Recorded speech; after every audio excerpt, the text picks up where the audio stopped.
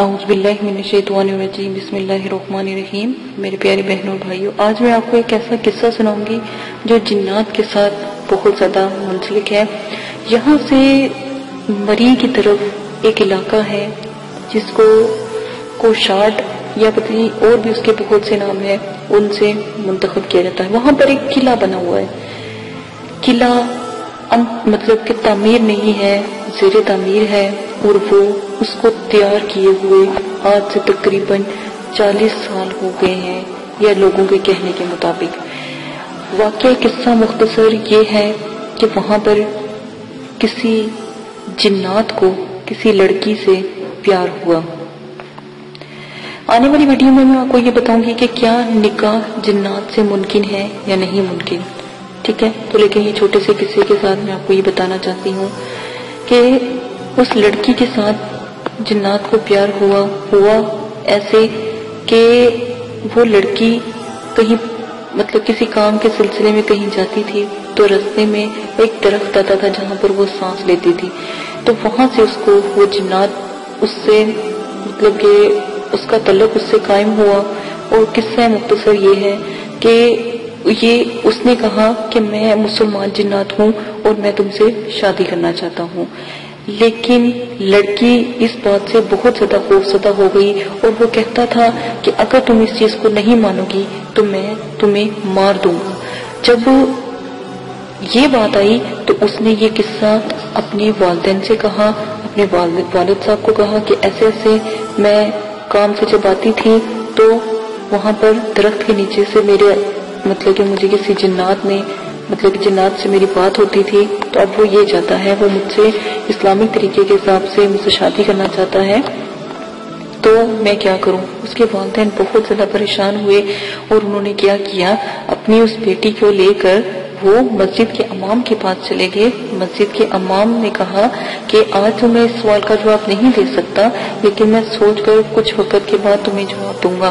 لیکن جنات جو تھا وہ بزرگ بہت زیادہ تنگ کر رہا تھا اور اس کو ترتیب دے رہا تھا کہ تم اس چیز کو مان لو، لیکن وہ نہیں مانتی تھی، کیونکہ اگر وہ مانتی تو وہ کہتا تھا کہ تمہیں میری دنیا میں آنا پڑے گا یا تمہیں میں یہاں سے لے جاؤں گا، لیکن وہ اسی خوف کی وجہ سے وہ وہاں سے نہیں جانا چاہتی تھی۔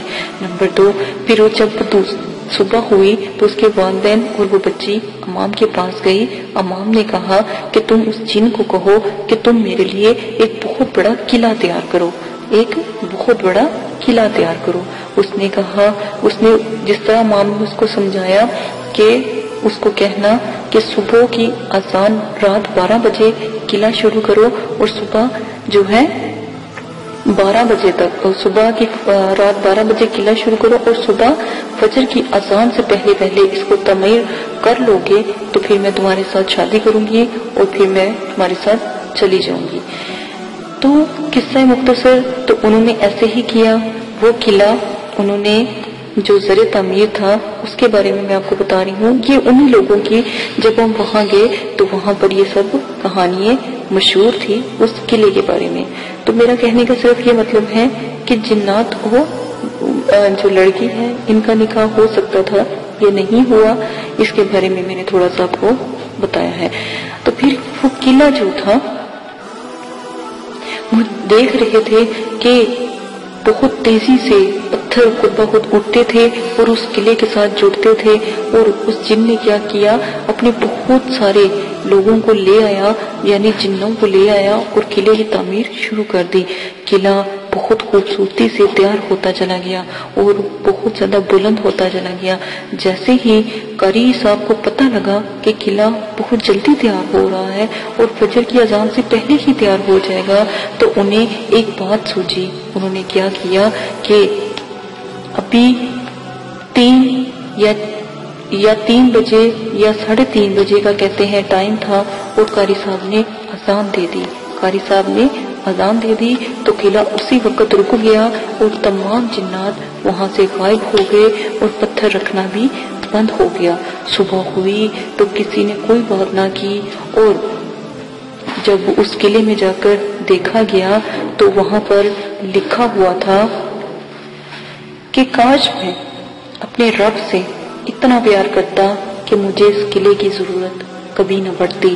اور اس نے پھر کہا کہ جو جھوٹ سے زندگی کا تعلق قائم ہو یا زندگی شروع ہو، اس زندگی کا کوئی فائدہ نہیں۔